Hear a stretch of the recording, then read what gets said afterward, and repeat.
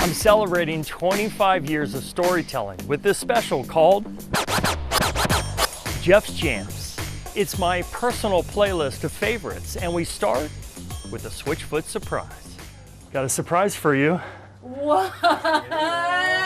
SWITCHFOOT. No way. How you guys doing? Hey guys. How's it going? What's going on, Ian? Ian, are you kidding me? You came here to play some songs for No. 11 years ago, when Ian, Luke, and Lauren were very young, their entire family got into a car accident that killed their parents. Ian suffers from a brain injury and works out in a therapy pool to his favorite song called Souvenirs by SWITCHFOOT. He has one really cool song that he loves. So a few weeks ago, I tossed this out. We should get SWITCHFOOT over here. Yes, we should. Would that be cool? Yeah, it would be cool. Oh my gosh. Melissa Coleman, the children's aunt, dropped everything to raise these kids, and that's something to sing about. Here's to the twilight. Here's to the memories. These are my souvenirs, my mental pictures of everything. Ian told the band about the loss of his parents and what the song Souvenirs has meant to him. My parents died 11 or so years ago, and so it just brought a lot of light and hope. You and me together, we're always now, we're never. John Foreman, his brother Tim, and the band's drummer Chad Butler all grew up in the North County.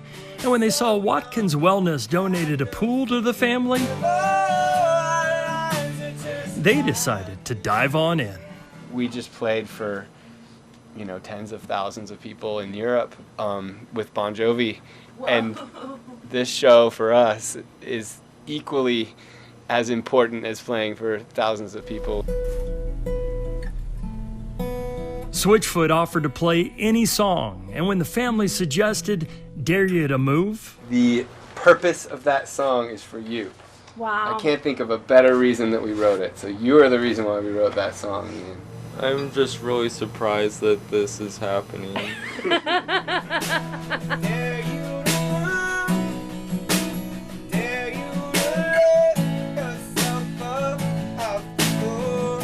This is going to be the highlight of his life, for sure. Oh, man.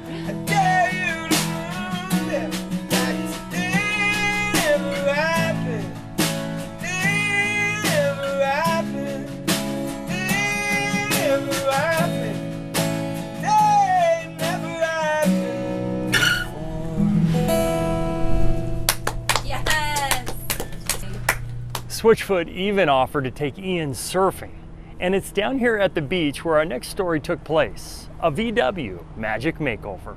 Happy birthday, dear Annie. In 2016, I took a ride with Kathleen Brooks on her Beatles birthday. She bought this beat-up bug in 1967, named her Annie, and grew proud of every bump, bruise, and mile. 350,000 of them. Have you ever done anything like this for another Volkswagen owner that you know of? No, we haven't. Volkswagen, the car company itself, watched our story and hatched a plan. We took her prized Annie, her vehicle, away from her, so I'm sure she is so curious, and I think there's going to be some waterworks from all of us. I think we're all a little emotional about it. Emotional because Volkswagen took Annie from her home in Cardiff, California, and sent her all the way to Puebla, Mexico for an 8-month makeover. Today's the day Annie comes home. Can you believe this? Yeah. This is all because of you. This is all because of you. The car company's film crew asked Kathleen to turn around as they drove her up. Oh, she sounds so good. Kathleen may have recognized the sound of Annie's engine, but not her new look. Oh my God! Oh, she's beautiful! Oh, I never expected her to look like this. Volkswagen Mexico breathed new life into old Annie. Look at the white walls. Oh my God. Look at the running boards. Oh my God, she's a showpiece. Augusto Zamudio says 60 people worked on the bug beautification. These cars have their own magic. They always make happy people. The first car Kathleen ever bought will be her last. Look at you. Kathleen survived breast cancer 3 times. She was also married and divorced. I mean, it's just a dream come true. You know, when you think something and you want it to happen and you put it out to the universe and then it happens? Yeah. That's what happened here. But when you meet the love of your life, you hold on and never let go.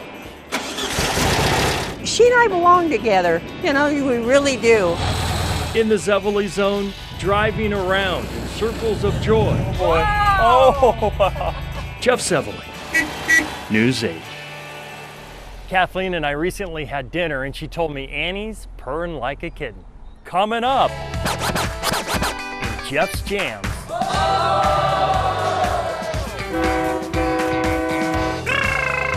You better believe it, baby. You lost that loving feeling, now it's gone. I meet a lot of characters in the Zevely Zone. But Not the house. No, not the house. But which character did I think was seriously pulling my leg? Was it the cheese lady, the giant tortoise detective, or the butterfly face guy? Which story almost got pulled? Coming up in the Zevely Zone.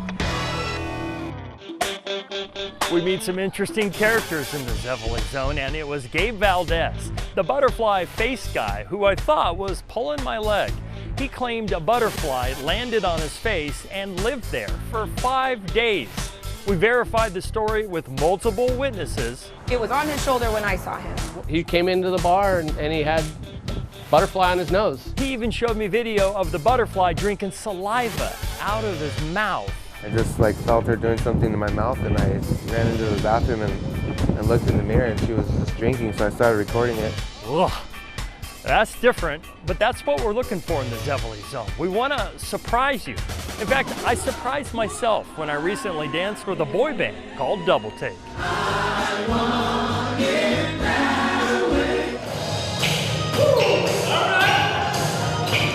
San Diego is filled with talent, like the singing deputy we found in San Marcos, Roland Garza. How about performing right here? Oh yeah, I could perform right here.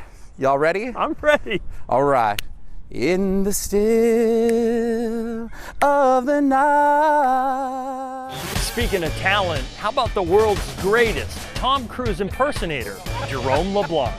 You lost that loving feeling, now it's gone, gone, gone. But not the house. No, not the house. I mean, who knew the world famous cheese lady, Sarah Kaufman, lives in Coronado? At the supermarkets, people have gotten all kinds of funny lines. Pretty Gouda, ho ho ho. Pretty Gouda sculpture. TV guy shows up and he's kind of cheesy. Oh, that's an old one. Oh. And just over the hill in El Cajon, the Hall of Fame radio DJ, Shotgun Tom Kelly. Shotgun Tom Kelly, we listen to you on the radio. Shotgun Tom Kelly in the Zevely Zone, baby. That's a good zone to be in. You better believe it, baby. This is a lot of fun. I'm always up for breaking a sweat and even a few bones with the Hidden City Derby girls. We're only focused on you. What are you trying to do to me? Take you out. Let him in. Let him in. In the Zevely Zone, we feature heroes too, like Gore's Gunners. Somebody said Charlie's Angels. But better. This is a shoot-off. Heroes come in all shapes and sizes, like Lenny Howe, the pet detective in Ramona, who found a 200-pound tortoise and returned Bubba to his home. Oh, what? I'm always up for doing something I've never done before, and that meant going to Campo and driving a train. Take the brake up. Oh boy. Get yourself out to Campo! Some of these places and people you have to see to believe, which is why this next story and Jeff's Jams is so remarkable, a blind surfer. Stay right behind me. For Joshua Loya, Perfect, feeling the steps. just navigating the Swami's staircase is a challenge. You got this. The 39-year-old surfer is 100% blind. I thought that he had tremendous potential as a visually impaired surfer. Coach Pat Weber from the San Diego Surfing Academy must have had an eye for talent. Joshua was the U.S. champ in less than a year. Fire in the belly is #1. His friends started calling him Joshua the Jedi. If somebody gives that to you, you run with that. You run with that as far as you can go. I will be the cameraman with my GoPro. I followed the Jedi and Pat into a world of water where teamwork took over. Yeah, high five! How was it? Oh, great. To the left. I'm not sure I could make it to the bathroom and back with my eyes closed. But there's Joshua paddling straight into the surf. Joshua says there's one rule when you get video of him. Don't be in front of him when he takes off because he can't see me. Woo! Here I come. Yeah. As a toddler, Joshua was mostly blind, but he lost all vision after a freak nunchuck accident at age 15. I recommend, 1, if you're recovering from an eye surgery, don't use nunchucks. And 2, if you're going to use nunchucks, get some training first. What does surfing feel like to you? Basically, if I could sum it up in one word, it's now, because you cannot think about anything but what you're doing right at this present moment. As for our time in the water, I don't know if I could do it. I mean, that's very courageous. I think he's incredibly inspirational. He's like my hero. I'm pretty sure there wasn't a dry eye in the lineup. What do you think? That was just so cool. I mean, this sport's hard enough. I've been doing it 50-some years, and I can't imagine closing my eyes. It makes me want to cry. You know, that's incredible. Whether you sit by and do nothing and feel mopey, or whether you enjoy life, life's going to happen, so you might as well enjoy it. Up here! And get this, Joshua Loya even owns his own martial arts studio. Coming up in Jeff's Jams, how well do you know me? True or false? I was born in a park. Well, that would make a lot of sense. Well, that sure would explain a lot. That can't be true. Or is it? The answer when we return. I like to joke that I was born in a park, Balboa Park, at the Naval Hospital. My dad was a Navy man. I don't know what it is about hospitals, but I was recently back in one when a selfie saved my life. This has all happened super fast. I just want to say that I am shocked that I'm here right now. Just reeling in my mind. They called me yesterday, and today I'm getting it cut out of my body. A few months ago, my wife Heather, a registered nurse at Kaiser, noticed this odd-looking nub on my neck. So right here. She told me to grab my cell phone. Heather says it doesn't get any easier than this. Just take your phone, take a selfie, and email it to your primary care doctor. I did. He said, that looks suspicious. I go into the dermatologist. The dermatologist says, that's just a wart. And he froze it off in a second. But then when he scanned my body, he said, now this looks really suspicious. Turns out it's skin cancer, melanoma, it's life-threatening, and it's gotta go. The good news is they caught it early. This is what they call stage 0, and we're gonna get it out. It's hard to say when the cancer would have become deadly, but had I let a few months or even a year slip by, it would have been trouble. It is fast growing though, and we don't want to take chances. The whole procedure takes about an hour. You did great, baby. Can you believe this? Crazy, huh? Like so many San Diegans, I grew up in the sun, fishing and surfing, and I want to spread this message. Go get screened. Absolutely. Whoever told you to take the picture saved your life. The lesson here is listen to your wife. Always listen to your wife. Doctors and nurses wake up every day and save lives, and that same commitment can be found in Guatai, where it's a last chance for unwanted animals. Every animal on this property has been through some kind of trauma. Tirna Nog The ones we get here are the ones deemed unadoptable at the county. is a nonprofit animal sanctuary and last chance for unwanted animals. When I'm out here, it's not about me anymore. Once I walk out my door, it's about them. Linda Bradley came from a broken home, but found one here. They mean the world to me. They're my family. But at some point, there's only so much a person can give. What kind of hours are you putting in out here? Which is why we came to this 32-acre ranch. I don't keep track. To show you how hard these volunteers work from sun up to sundown. Most of these horses come from really sad stories. Amy Pat Rigney, the sanctuary's administrator, partners with the county's animal services to take in the animals nobody wants. We have 31 sheep, 18 goats, 11 ducks, 7 roosters, 22 cats, 4 dogs, 9 pigs, 2 llamas and an alpaca, as I look and see Duke right over there too. Hi, sweetie. Mostly because of medical issues, these animals Beautiful. will never leave this ranch. So you have a herd of 30 Mustangs and not one of them can be adopted. Our veterinarian calls them the island of misfit toys. Sometimes people who help animals need help themselves. Your tractor died. Oh yeah. There's a fence that needs to be painted. We need help. The biggest thing is these guys need to be fed and taken care of. Who wouldn't want to volunteer here? I mean, seriously, I'm feeding a pig some watermelon. We want to warn you, if you do choose to volunteer here, They do more for me than I could ever do for them. it's the type of place wild horses couldn't drag you away from. I don't care if it's their last breath, I'm gonna be there with them. Without this place, these guys wouldn't be here. Hi, Bubba. In the Zevely Zone, Makes me proud to be here. Jeff Zevely, News 8. Tirna Nog is always looking for volunteers. Coming up in Jeff's Jams, it's 2 truths and a lie.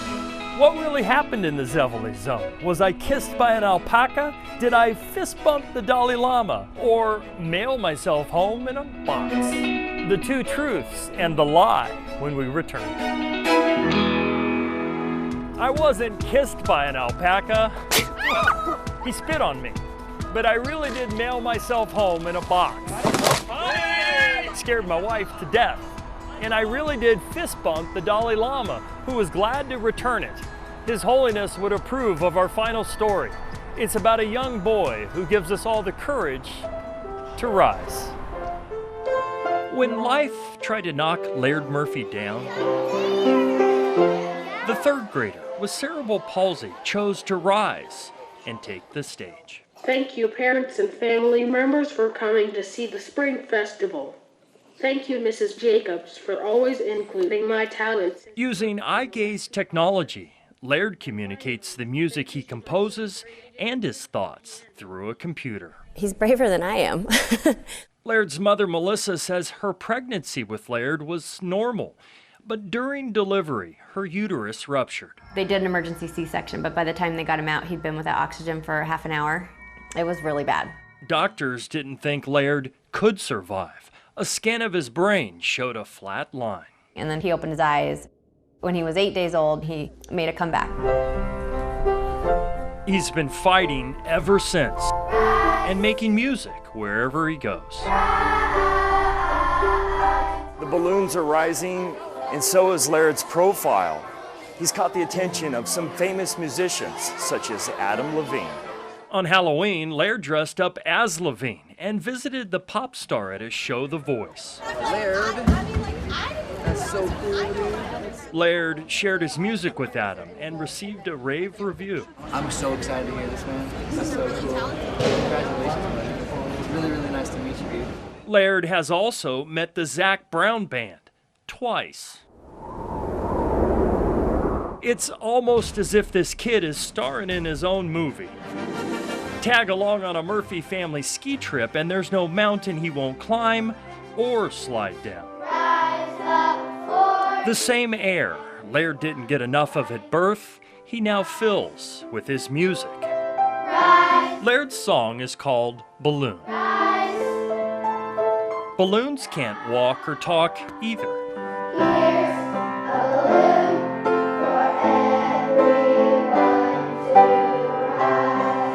So they fly.